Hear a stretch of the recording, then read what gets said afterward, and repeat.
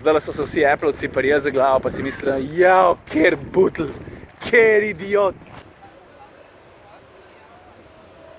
Medtem, ko se moja mala heca na stoječem pedalinu pa preizkuša njegov tobogan, jaz mogoče lahko naredim en tak review na prvo žogo, a? Za armaturno ploščo recimo lahko rečem, da je taka zelo, kva pa vem, uporabna. Tukaj ima en zelo uporaben predalček, tukaj ima kar dva cup holderja. Pedalke so prijetno narebrane, zgleda lušten, pa tudi noga na njih ne drsi kot bi sicer. Za noge je dost prostora, še posebej, če nič ne delaš. Moram pa reči, da ga je nad glavo tudi kar precej. Krmiljanja ne smem soditi, dokler se s to zverino ne zapeljem, ampak moram reči, da je ročka taka priročna. Pa še oblečena je v takšen zelo prijeten kos gume, tako da je na roki ful prijazna.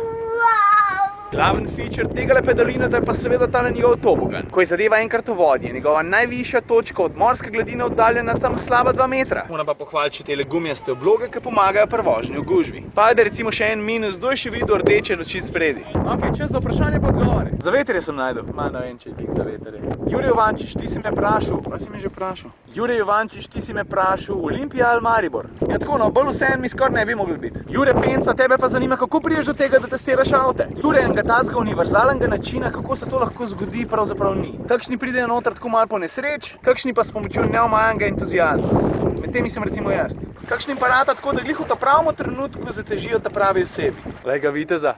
Tom Mišič, tebe pa zanima, kater superkar je po mojem mnenju najbolj user-friendly. Stari, po mojem je to kar Audi R8. Ok, dajmo valjda zdaj upoštevati, da za začetek nisem pelil vseh superkarjev, ne? Moram pa reči, da ko sem pelil R8 je bilo vse skupaj tako zelo uporabniku prijazno. V bistvu, kot da bi pelil enega malo bolj spuščenega Audi A4. Lahko zapeljati, vse je per rok, ni preveč neodoben, pa občutek imaš, da veliko ven vidiš. Pa čeprav v resnici ne.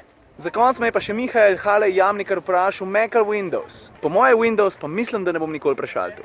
Zdaj so se vsi Applovci prijeli za glavo, pa si mislijo, jao, ker butl, ker idiot. Vsi Windows fani so pa rekli, yes! No, to je to za danes. Mimogrede, lej ta grad s terasami, z različnimi nastropi, balkončki, pa še zelenavo zraven. Grem stav, da je fotor arhitekt.